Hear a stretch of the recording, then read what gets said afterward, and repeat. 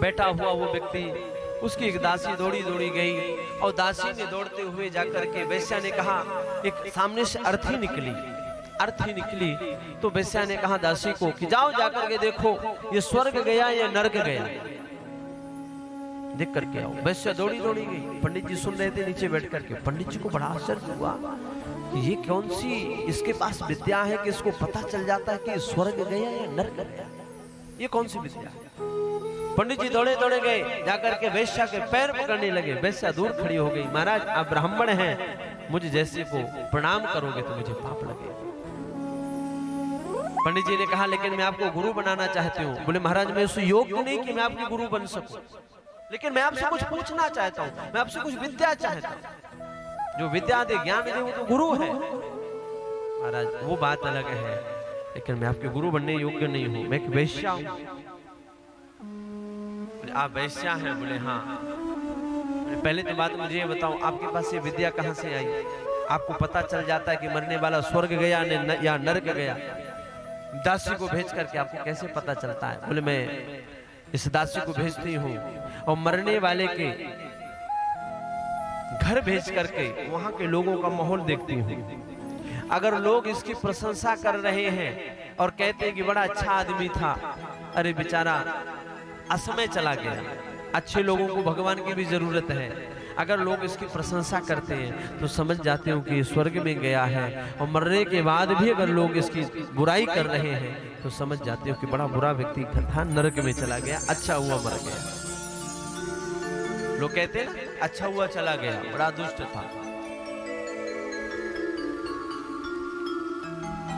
लेकिन उसने कहा पंडित जी ने कि मैं तो आपसे कुछ पूछना चाहता हूँ। बोले क्या पूछना चाहते हो? बोले मैं पूछना चाहता हूँ, मेरे एक प्रश्न का उत्तर आप दे दो। किसी ने नहीं दिया। बोले कौन? पंडित जी ने कहा कि आप दे सकते हो। वैश्या ने कहा आपका प्रश्न क्या है? बोले प्रश्न मेरा ये है कि पाप के बाप का नाम क्या है? पाप का बाप क्या है? वैश्या ने कहा कि पहले तो आप आराम करिए, आराम करने के बाद महाराज जल पान करिए।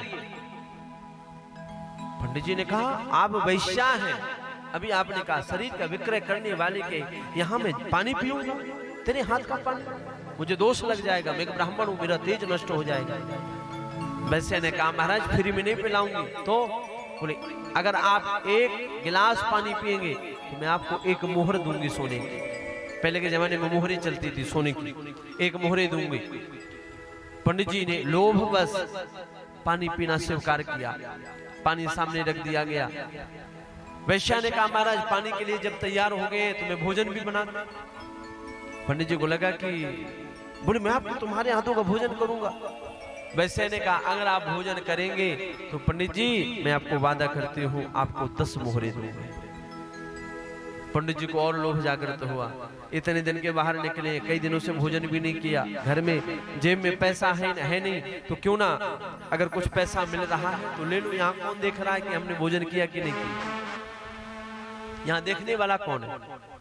और जैसे महाराज सुंदर थाली सामने लाई गई, पंडित जी महाराज ने जल पीने के लिए हाथ बढ़ाया और भोजन करने के लिए हाथ बढ़ाया, तो उस वैश्या ने जोर से चांटा पंडित जी के गाल पे लगा दिया। पंडित जी महाराज को बड़ा क्रोध आया। वैश्या ने उत्तर दिया। वैश्या कहती है महाराज आपका जो प्रश्न है, आपका प्रश्न इसी में छुपा हुआ है, ढूंढ लीजिए। लोभ ही पाप का सबसे बड़ा बाप है।